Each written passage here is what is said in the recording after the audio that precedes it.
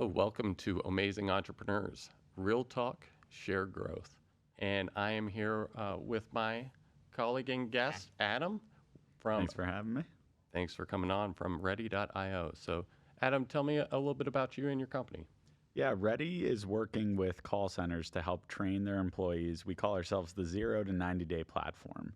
And the reason why we started our company is because it's really difficult to start a new job.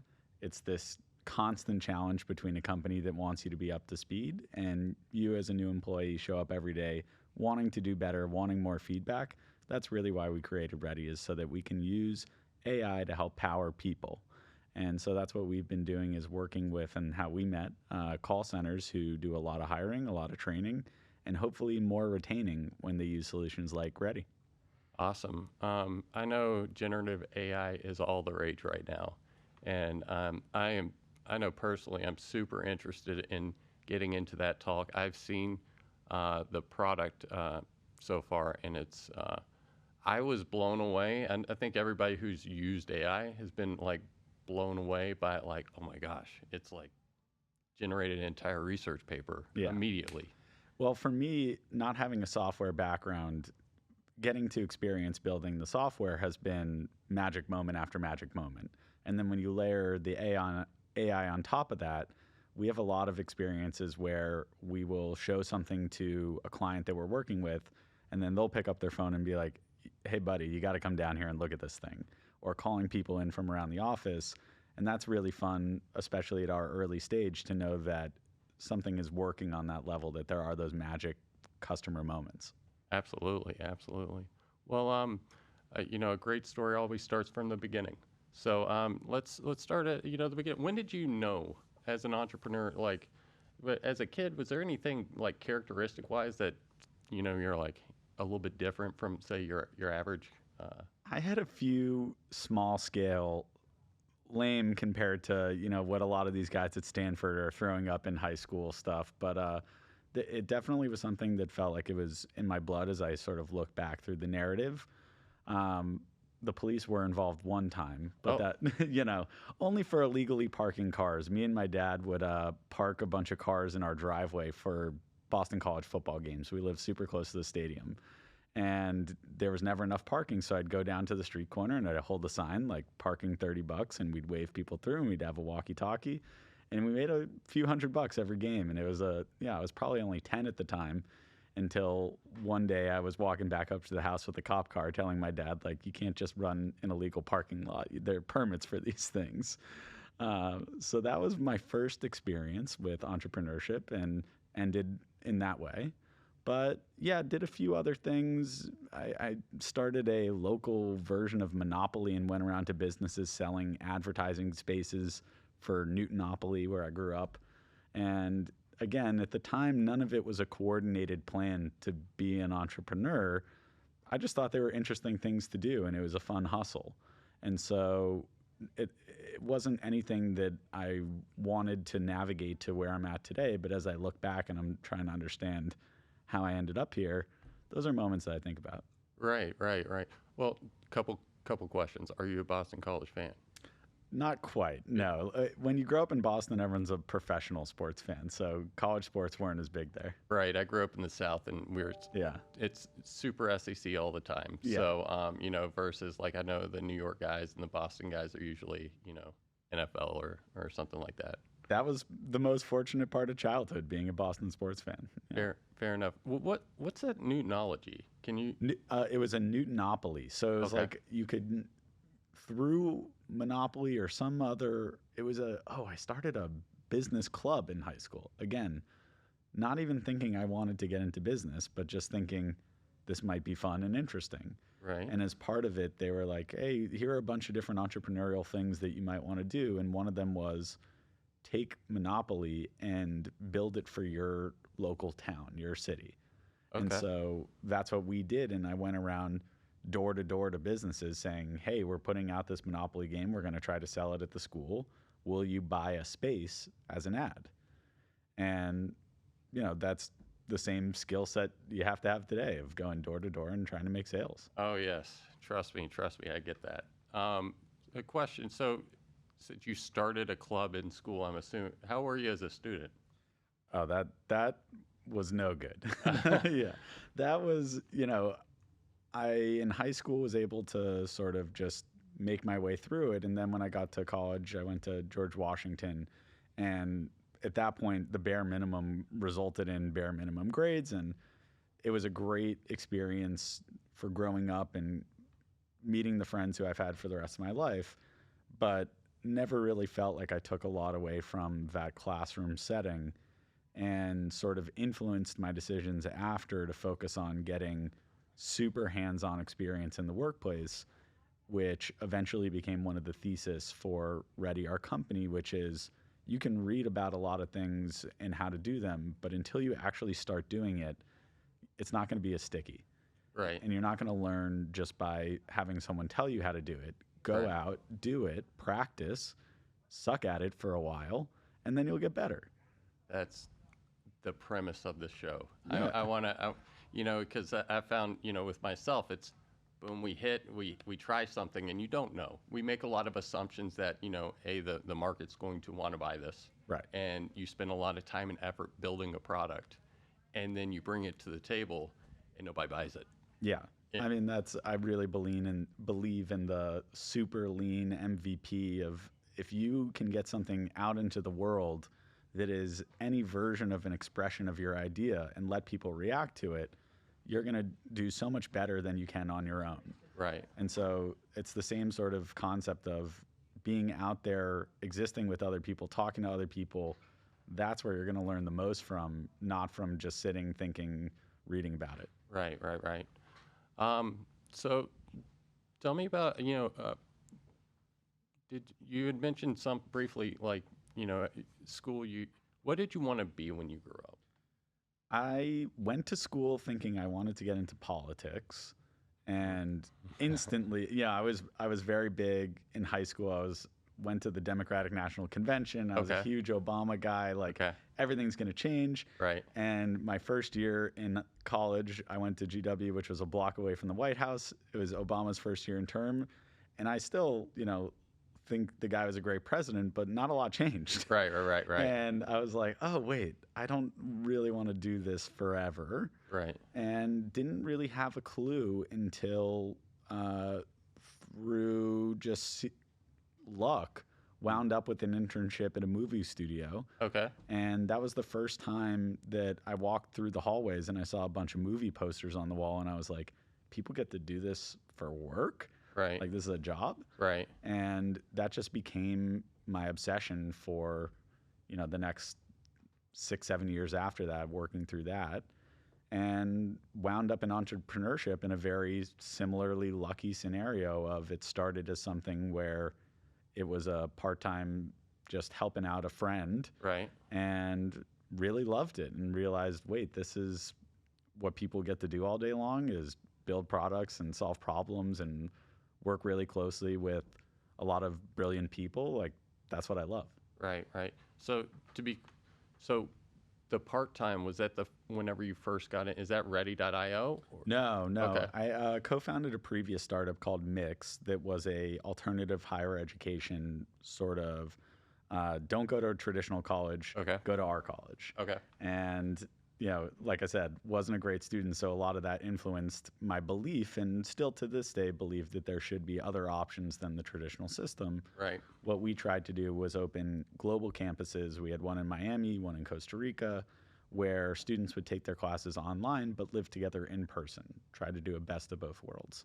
And Okay. it just ended up being an incredibly difficult business, going against such an entrenched system like that where, the government is paying for a lot of people to go to that traditional school system. Okay. Once you try to operate outside of that, it's not perfect for disruption. Right. So- Because like accreditations and stuff like that, is that All where you those guys things. did? So tell me, before we dive into the success of Ready, let's talk about like some of the challenges there. So it's, sure. we walked into, started doing it on the side. So how'd you get involved in the side? What was the conversation like there?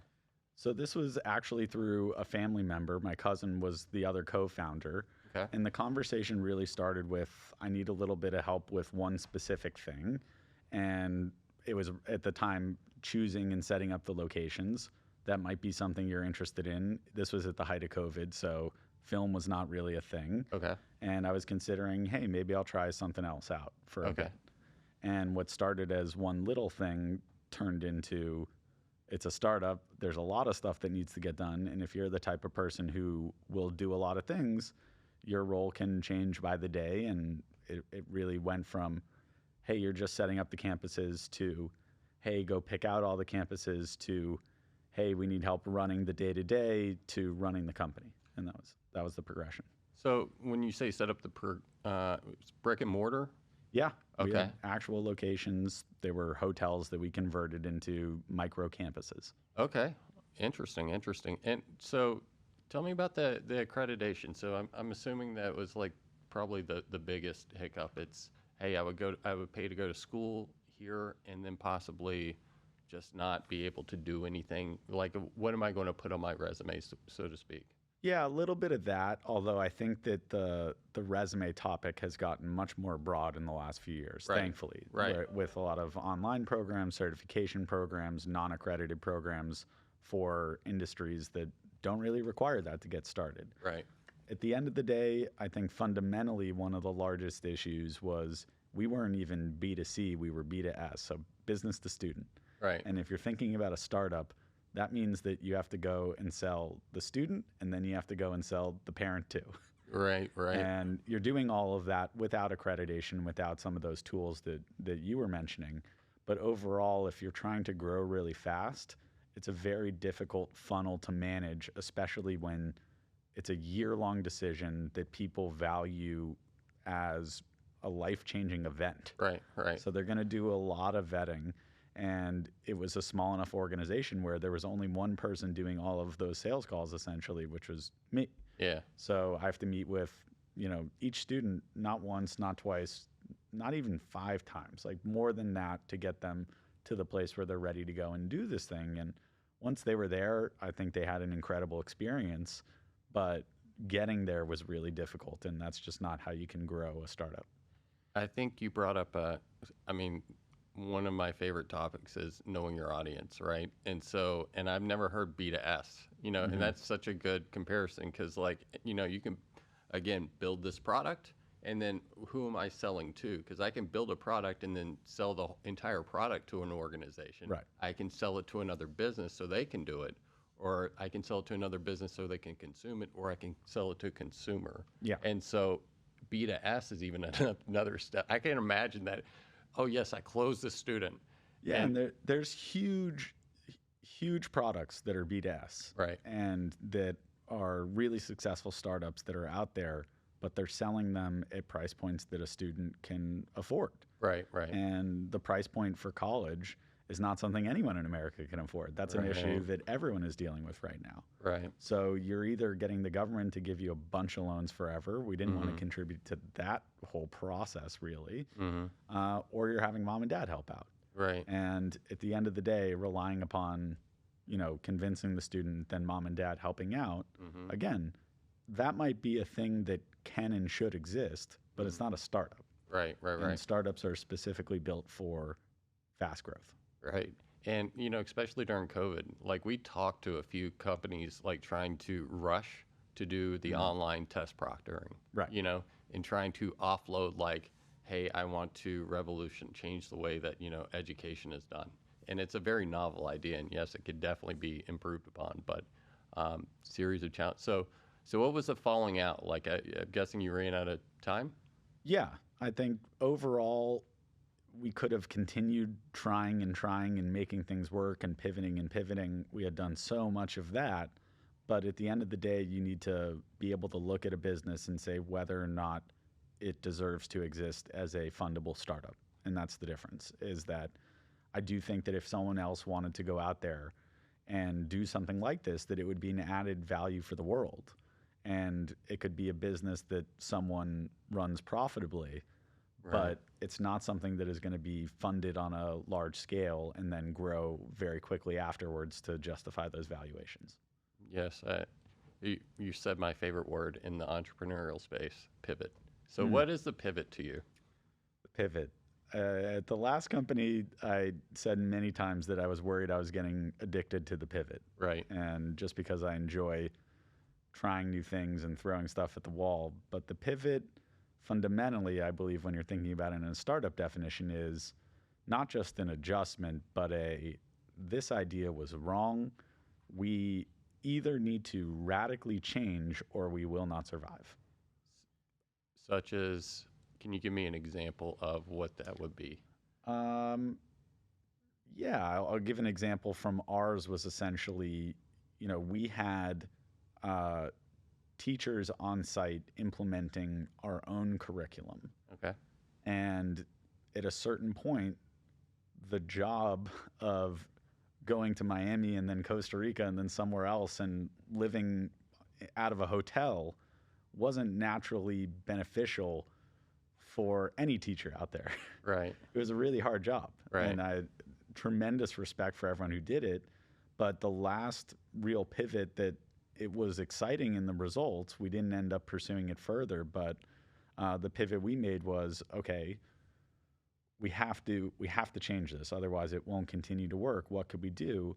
And so we partnered up with existing online programs that weren't just the massive open online courses that you see out there, like Coursera, where it's 100,000 people in a class. Right. These were small cohort-based online programs that were really intensive. You're meeting on Zoom with the same person daily or weekly, and we sort of still had them living together as students in person, but all of the staff was now digital. Gotcha. And we only ran that for a short period. I think it went really well considering that it was such a drastic change from having a lot of people living on site.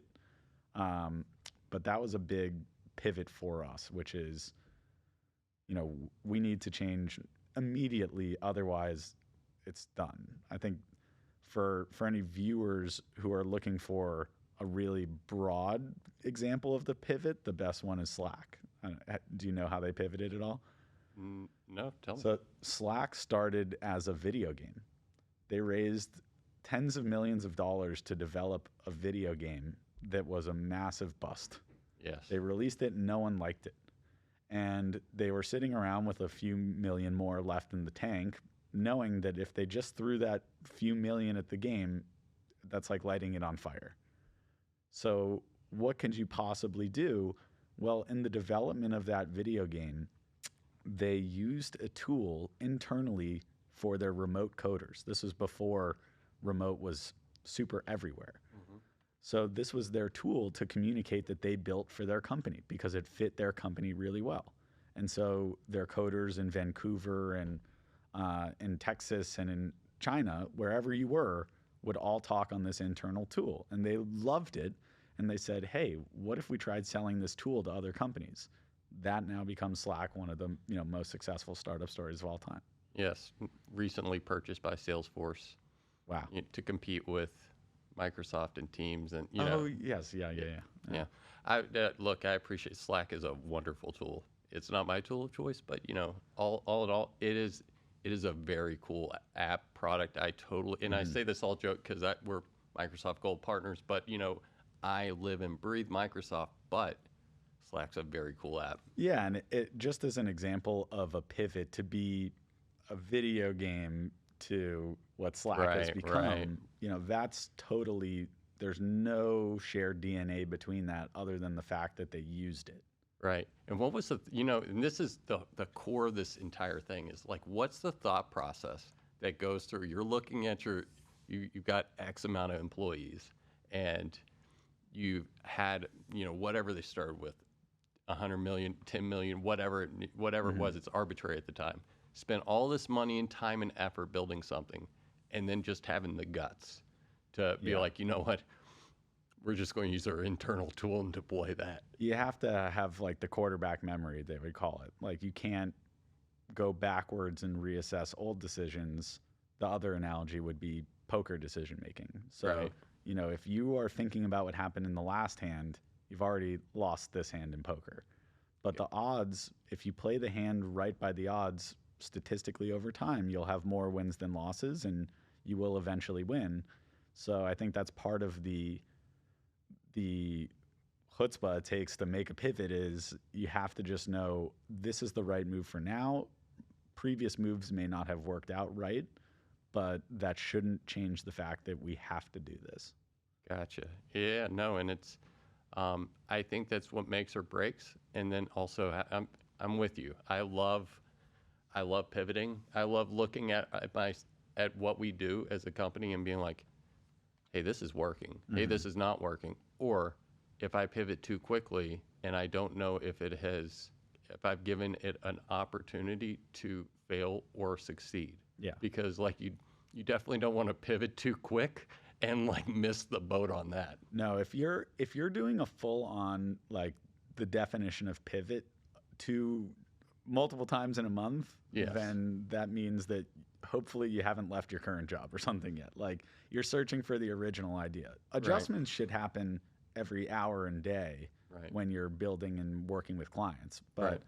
yeah, I think like there is a rush to, you know what?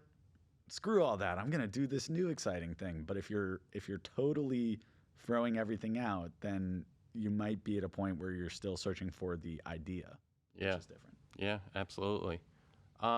So tell me, we talked about, some of the overarching things and the pivots that we had to make. How did you guys, when was the decision to be like, you know what, this just isn't working, Yeah, I think, for us, it became easy of looking at spreadsheets.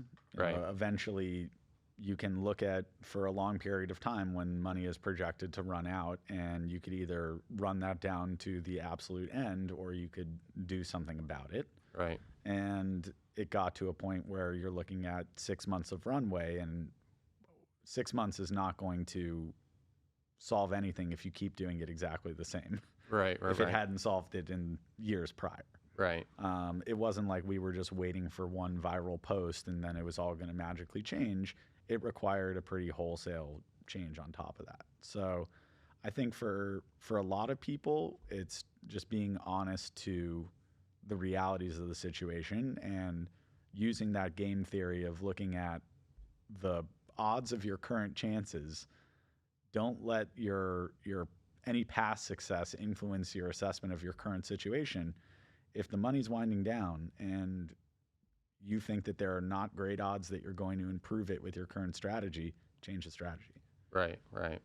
And so I think this is a nice segue to eventually go into your current company, and we'll talk about that. But before that, we are a podcast, and we do have to pay the bills. So I'm going to do a quick ad read in, and we'll jump right back in, and we'll learn a little bit more about Ready.io. Awesome. So are you expanding? Are you looking to? Is onboarding starting to become a challenge? Are you concerned about security and have no idea where to start? Are you considering hiring IT staff to handle your growing technology challenges? Look no further than OHmazing.tech, your one-stop shop for your fully virtual IT departments. With Amazing.tech, we specialize in creating a stress-free onboarding process for your new users. Once onboarded, leave the technical stress of managing your environment to us. Our team of skilled experts is dedicated to keeping your systems running smoothly 24/7. So remember, focus on what you do best while we handle your technology needs. From VCIO services, technology procurement, and CRM management, we handle it all for one low monthly rate. Experience the ease of managed IT services with Amazing.tech. Visit our website at amazing.tech. That's OHmazing.tech.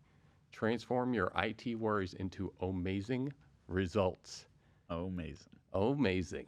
And that's right. So, okay, we left. We're now transitioning from your. What was it? Was there a big in between period between Ready or between your former company and then Ready? Only about a month. Okay.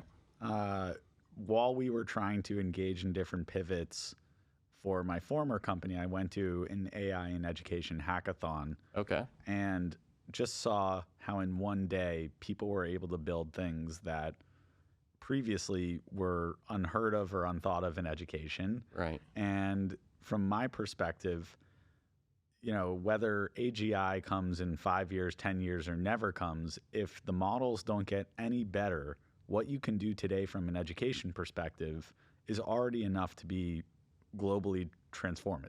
Right.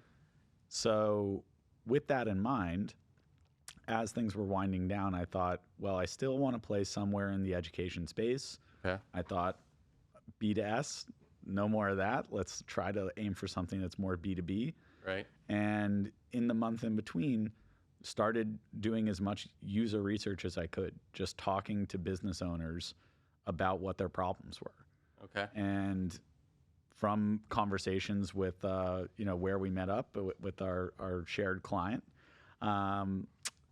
really started to hone in on this idea that retention has become impossible for a lot of businesses right now. Right. With Retention with what? For employees. Okay. Yeah. For their employees, there are companies that I talk to, many who have over 100% turnover. Mm-hmm. And that's not a sustainable life cycle. It's not good for any business, and it's getting worse every day. Right. And so, I highly recommend to anyone thinking about starting a business, step one should always be talking to actual users and making sure that this is a life-threatening hair on fire problem. Okay. And it has to be that your hair's on fire, because then you will gladly pay a lot of money to anyone standing around with a bucket of water, even if the bucket's got a bunch of holes in the beginning. Right. Your hair's on fire. Right. So I'll take anything. Right. And that has been for a lot of the different people we talk to, this is such a difficult problem, and you care about your people more than anything. Right. So to have a bunch of people coming into your company, you spend time and money getting them up to speed, and you grow emotionally attached to everyone because these are people and we should want to love and like the people that we work with. And then for them to leave in 90 days, it doesn't work. Yeah, it doesn't. I don't know if one of the most painful things that I have to do as a business owner is hire. Mm-hmm. And like hiring and interviewing, and we're smaller than our shared client, but like mm-hmm. Any sort of like hiring and like recruiting and that whole process and then getting them on board is very expensive. Yep. Very time consuming and very frustrating, especially when you lose very good talent. Yeah. I was talking to a smaller call center operator who they only have 40 agents. Okay. So it's not the biggest investment over the course of a year, but they're small in terms of their executive team. It's just two really main executives. Right. And if that, one executive who I spoke with saves just 1 hour of training time with each of those 40 agents over the course of the year, he just bought himself back a week. Right. Like, wouldn't you pay right now to have a free week to do anything you needed for your business? That sounds like the nicest thing in the world. That's a beautiful story. Yeah. I've been reading a lot about telling a great story. It's you don't sell the product, sell the story. And if I can sell the week of vacation and being on the beach, and that is that's the truth though. Like if I'm spending the time having to go through and redo this, and not only that, just the time is like worth the buy. But like it's going through the whole, it's like it takes time for you to get somebody up to a competent level to where they are effective in the role that they're hired for. Well, and there's no greater time and money cost than making a bad hire. Yes. And that's only something that we're starting to help out with, which is creating these loops of data where you can understand, well, if this person responded well to training and became a good salesperson, how do we identify that person at the candidate level? But making bad hires can cost up to 90% of an employee's annual salary. Oh. So if I hired someone for $50,000, then, they leave 2 months in, that cost might totally be borne by me as the business owner, upwards of $40,000, $45,000, just because I now have to go find someone else. I wasted the money on training. I got to train the next person. We got benefits. We got unemployment. All those things that have now gone out the door with one bad decision. Right. That you probably didn't have enough time to make a good decision in the first place. Yeah. Yep. Getting a great resume, and then you hire them, and it's, where is this person? Yeah. Oh, well, resumes, don't get me started on that. Oh, yeah. I think that we're now living in a world, and it's part of our sort of hands-on thesis that I mentioned earlier, which is people are using GPT to write the resume, Right. and then they're sending it to someone that's using GPT to read the resume. Right. And that version of communication is the outdated version. Right. That's not going to stay where, I'm writing a fake email to you who has a different SaaS that reads fake emails and tells me what to say back. Right. Eventually, we will figure out a new way to do that communication. And for me, I think it's more, skills assessments, different ways to simulate in the beginning how you actually perform on the job, and then using those assessments to benchmark against successful employees who perform similarly during their time in the candidate role. Gotcha. Question, you had said something earlier about, was it AIG? AGI. AGI. So yeah, explain to me AGI is the sort of next step in AI, which is artificial general intelligence, which is when you can really rely on the AI to teach itself and grow in ways that are much more similar to a human. Okay. So it will get to a point where, yes, it can reliably do certain jobs all on its own. Right. It's also the big fear that a lot of people have is for those same reasons, AGI might be able to teach itself how to do something we didn't intend to teach it, and no doubt about that. And the world. no doubt about that. Yeah. I keep waiting for somebody to incorporate blockchain and AI, and then like blockchain by design is mathematically impossible to break, and well, I mean improbable, right? And then incorporate some sort of AI, so it's like you got literally a sentient AI like living on the blockchain, and how do you stop that, right? I'm sure someone out there is trying to do it. That's Right. the exciting part of being an entrepreneur right now is people are building things you never would have thought were possible 2 or 3 years ago, other than at massive enterprise scale. Like Google, Facebook, Microsoft, all these companies have obviously been playing around with AI for way longer than just those 6 months since ChatGPT took fire. But it's now gotten to a point where small startups like ours can build really compelling products without needing to throw billions of dollars at it. Gotcha. So question, to step back, tell me where's your role as an entrepreneur?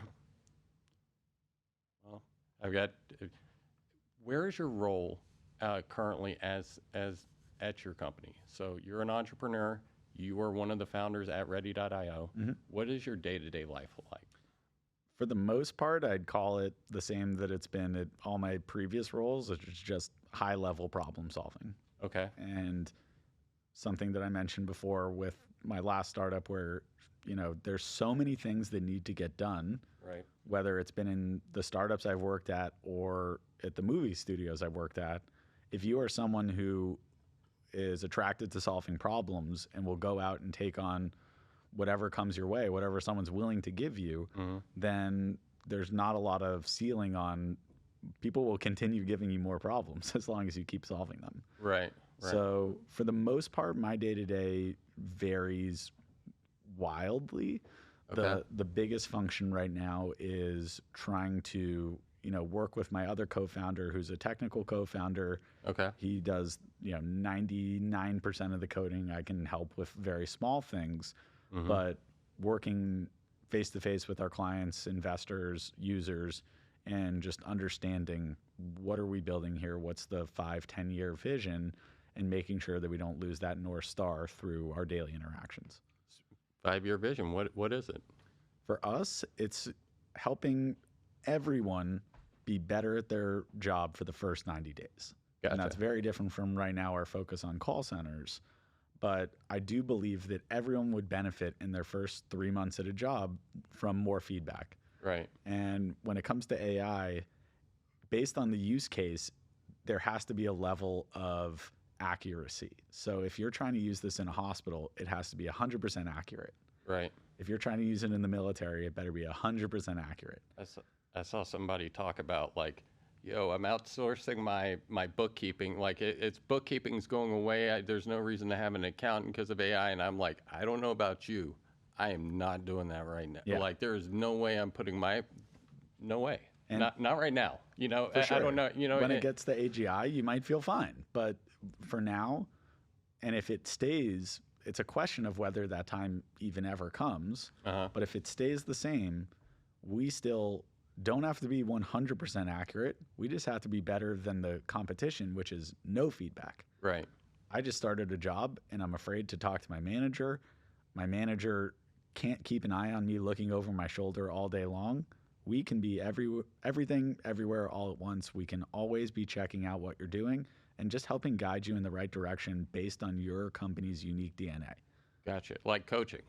Yeah, but Okay. it's from those first 0 to 90 days. It's how do we coach who's the right candidate, then bring that candidate up to speed by training them, and then retain them by coaching over those first 3 months. Gotcha. And at that point, if you've made it at a company for 90 days and you're doing great, there are dozens of other products out there for long-term ongoing coaching, professional development, take you from middle manager to senior manager. There are huge companies out there doing all of that, and there's really not anyone out there who's specialized in those first 90 days, which are the scariest, worst part of starting any new job. Right. Well, I mean, I've started a job myself, you know, prior to being an entrepreneur, and now that we're talking about it, you know, if I could have like good feedback as to, you know, especially in a call center environment, hey, you did that good, you could have improved there, maybe try doing this, you know, without having like, you know, it depends on the personality type too. Like some people take different sorts of, like I'm more of a direct person. Like I'm going to assume that I'm doing okay until you specifically tell me otherwise, because I'm not going to like try to read your mind. Well, the cool part about that is if we get involved at the hiring process where you learn about who is this type of person, Right. then you can tailor all the coaching Interesting. to that exact person. You know, we have an LMS that we use right now, What's which the LMS? it's a learning management system Okay. for companies that already have their materials living online on a platform rather than in a binder. But what we are able to do with it is look at how you might have written one page on how to send an email at this company. Based on the learner type, we could rewrite that 30 different ways if we've identified 30 different learner profiles. And that all happens, you know, like that. Snap of the finger, you have just turned one piece of static, boring content meant to work for 30 different, very, very different people into 30 unique pieces that speak to me and teach me in a way that I know how to learn. Right. Because you learn different than I learn. Absolutely. And if you're working at a company with thousands of employees and you just have your playbook listed online and you expect 1,000 different employees who learn different to learn that playbook, you're lying to yourself. I agree. Well, also like as a manager or as somebody who has employees, like it's in my best benefit. At the end of the day, I want my guys to be successful, and I use the term guys like very loosely, right? So, but I want my team to be successful. So I want them to I want to get the most out of them because I'm paying them money, and so it's in my best interest in order to understand the person that I'm talking to, and talk to them in a manner in which they can hear it. And if the AI is able to adapt to the individual that you're talking to, that's... And it's something that what you just mentioned, you know, we have conversation because I have the benefit of being in the room with users who are learning with this software and who express concerns about, is this AI coming to take my job? Right. That is not at all within our roadmap or mission, and it's against everything about why we started the company. Right. And there are a lot of people out there trying to do it, AI sales agents. And I think it, number one, doesn't work now, but number two, it's an unethical long-term decision to make. Well, I think you'll, at a certain point in time, you're also going to have like humans revolt against it, even if it gets to a point to where it's believable enough. Like we're going to start being like, am I, you know, because Hang up the phone. I don't even believe like half the stuff I read online. Like if I see something that's long-winded, I automatically assume it's not written by a human anymore. Yeah. But the conversations we have with people are, look, this is an investment into technology so that you train faster, hopefully make more sales. Company makes more money. Company gives you more money. Yeah, beautiful. And so that's sort of what everyone wants in terms of, you know, working within a capitalist system. Right. So if you can help businesses make more money and share that success with their employees while also letting those employees show up every day feeling better. Like I'm not concerned about my job. I feel like I'm doing well. I feel like I know what I need to improve on. Right. I'm not guessing in the dark at what my manager thinks. Right. That is our mission. Yeah, that's wild. I mean, 5 years ago, who would have thought, you know? Yeah. No, I mean, it's always 5 years ago when I was learning, it was here's the binder. This is the Bible. And it was like this thick.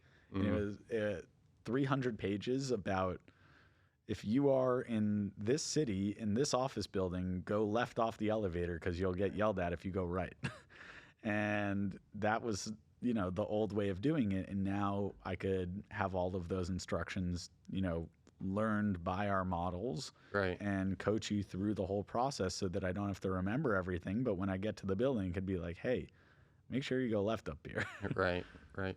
So question for your average entrepreneur, right? We hear all this AI, generative AI. Yeah, I even heard a new version of AI. You know, I even forgot the acronym. It's so, you know, but it's basically AI that can teach itself, right? Doesn't require any sort of interaction from me. Yeah. I'm a small business. How should I evaluate like approaching the AI market? Or if I'm looking to start leveraging AI as a tool, what's a good, how would you, since you work in this space, how would you recommend somebody like me or your average entrepreneur to approach that? Yeah, the hardest part about talking to other entrepreneurs is that they haven't gotten to experience it in the ways that it can automate their business processes. Right. So a lot of people tell me, yeah, I went to chat.openai.com and I played around and it was just okay. Like it was interesting, but it would never work for my business. Right. And that's a consumer-facing product, chat.openai.com. That's for people who have a lot of different use cases to go and use it as people. It's not for a business. Right. So you have to start playing around with the APIs, which if you're super non-technical, then maybe you don't even know what API is going for. That's a good question. So, you know, from there, it would become, okay, how do you educate yourself on the field? Twitter has been my favorite friend in terms of learning about AI. Gotcha. And for me, you know, once you start following and engaging with certain posts about what's happening every single day, because it does change every single day, that's where I get my news from, essentially, at this point. And you'll read about, you know, what thought leaders are saying, what the latest papers are coming out, who are the new startups in the field, and then start reaching out to some of those startups and take meetings with them because they will teach you about the latest technology. That's their job. Right. So if you're running a small, medium-sized business out there, or really any entrepreneur, get started. The easiest way would be, okay, who is in Y Combinator right now that kind of deals with my field? Yeah. Because Y Combinator's got 80 different AI startups in every type of field, and you can reach out to those people and they will 100% take the meetings. That's what their job is to talk to users. Question.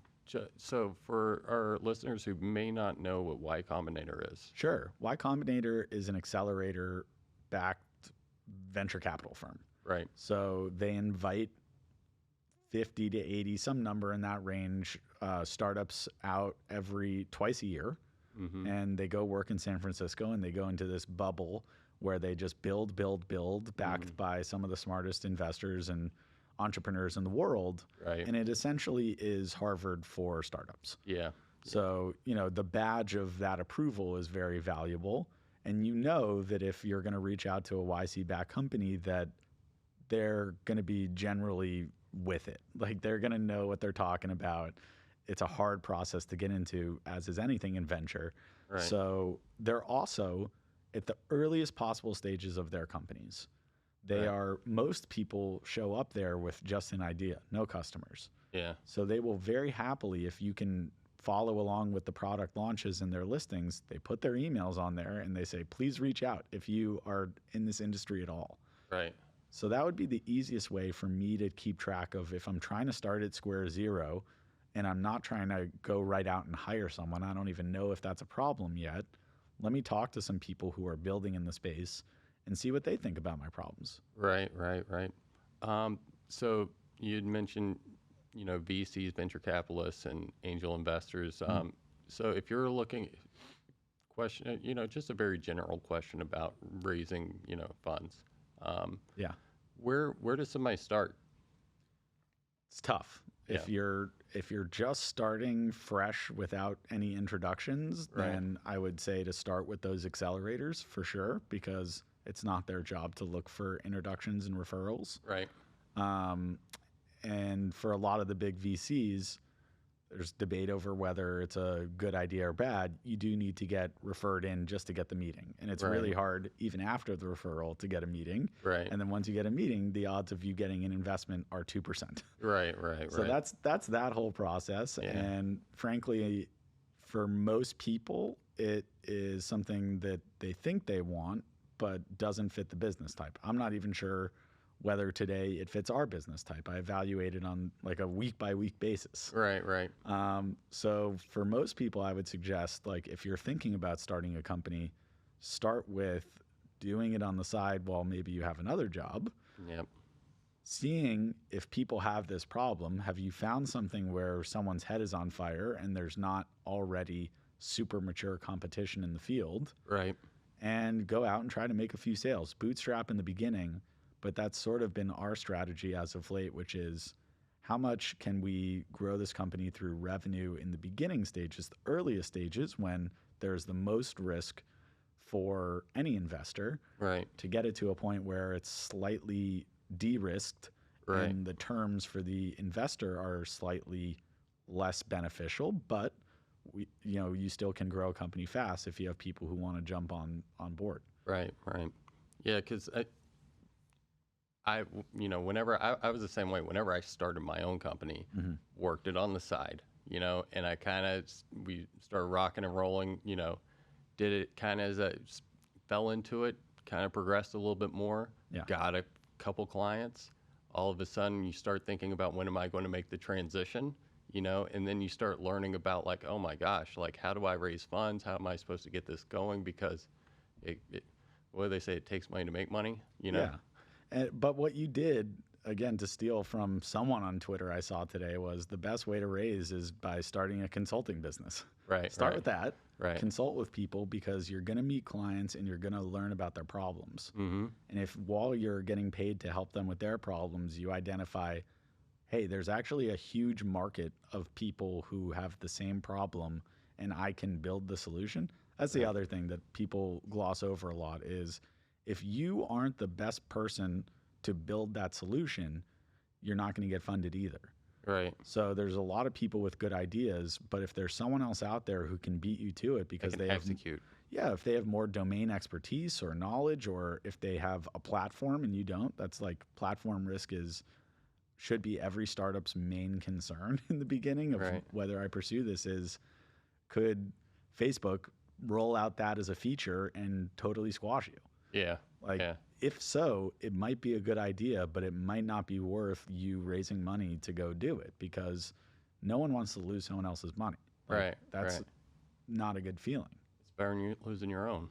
I don't think either of them feel good. That's the key. Is like, to me, having worked in companies that raised a lot and lost a lot of money, and now we're out there raising again, every dollar feels like your own dollar, and even potentially more so with someone else who's taken a risk on you in that way. Right. To let that dollar be burnt, I have to really believe in why I'm burning it. Yeah, no, and I say it jokingly, because like nobody eventually wants to be out. But like, if you're anything like me, I do not I don't want to give up. I cannot help myself from not thinking like, hey, I should be doing something differently, or I need to adjust here in order to help my business not just thrive, not just die, Yeah. And I want it to go like one direction. It's not even about the money, so to speak. It's about like, this is something that I believe in, and I have to do it. Yeah. And if I do not do it, I'm not going to feel satisfied about it. I'm going to walk away from this and be like, wow, that was a mistake. Well, then you've done the right thing in becoming an entrepreneur, because it's not the suggestion I would give anyone to go make money. Yeah. Like, if you're like interested in making money, like, go print money over the long term in real estate, or Right. like get into private equity or something else that's more reliable. But Right. by nature, starting something on your own is this expression out to the world of an idea you have. And Love that. many of them do not work, Right.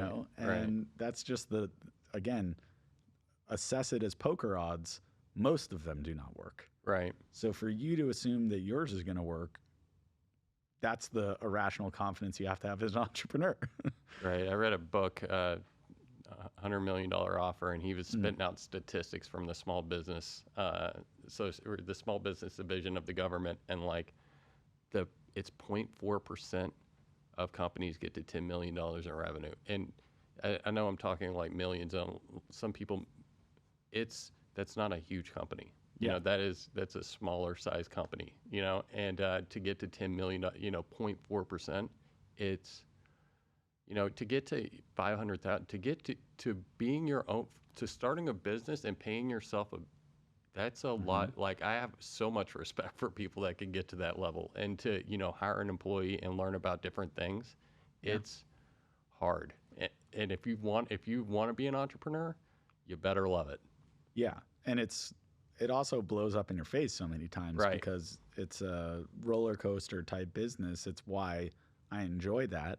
But again, if I was looking for predictable, successful returns, and you're thinking about Hormozy or someone else, like, go buy 30 gyms. Right. Like, a gym is going to sort of provide this small amount of returns Right. much more reliably than building your own software or company. Right. Right. So it should never be led by a desire to create the exit, because that's sort of survivor's bias of, you see a bunch of founders out there who, like Elon Musk and Mark Zuckerberg, who somehow still, with all their money and success, are resorting to cage fighting in Rome.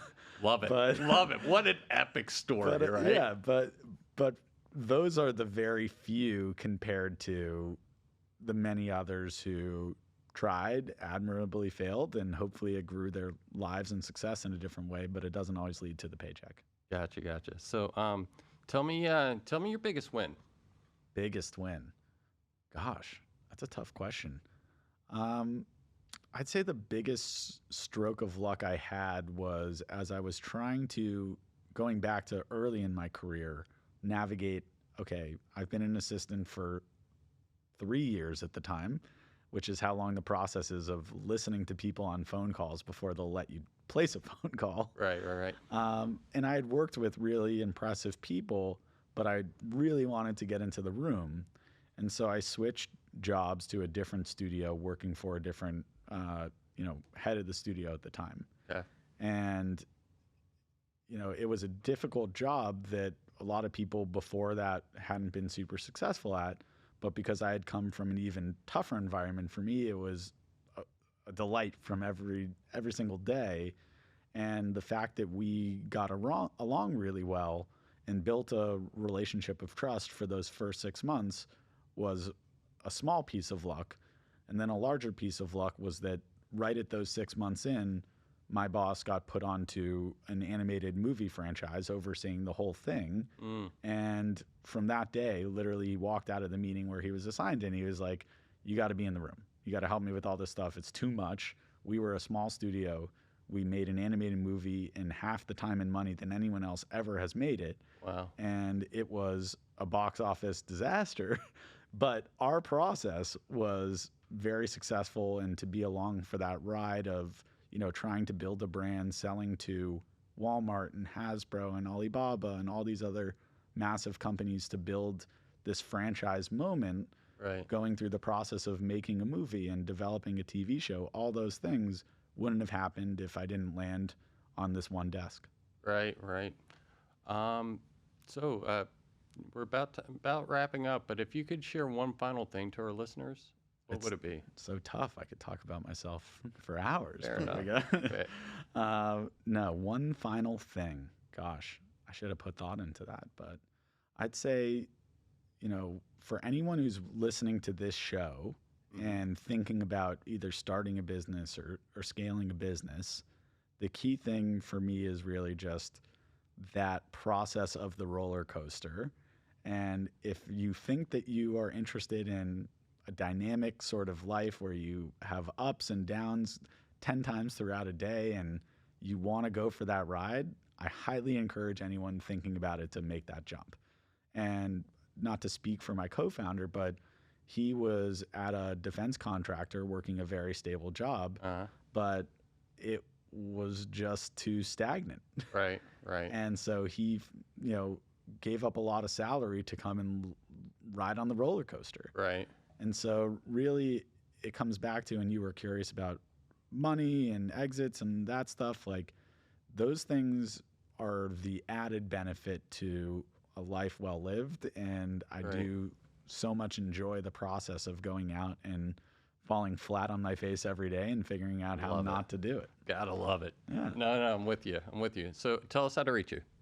You can email me at adam@ready.io. That's my email. You can also check out our website is www.ready.io and check out our demos there. If you're someone who is having a hard time finding the right candidates, training them, retaining them, then I'd love, in the same way that I sort of mentioned to you, for me it's not always about creating a sale. It's talking to other business owners who have this problem, and I'd happily suggest any other solutions if they're a better fit. Awesome. Well, thank you so much, Adam. Thank All you. of his contact information is going to be in our show notes. We very much appreciate your time here. And by the way, it's reddy.io, ready.io. So again, thank you so much for coming and joining us on Amazing Entrepreneurs, where we have real talk, shared growth. It's been an excellent episode. Once again, thank you so much. We are saying goodbye from our Boca Raton Studios podcast junkies and our friends here. Music by my friend, Dynamic Dave King. His information will be in the show notes as well. So again, thank you so much and have an excellent week. Thank you.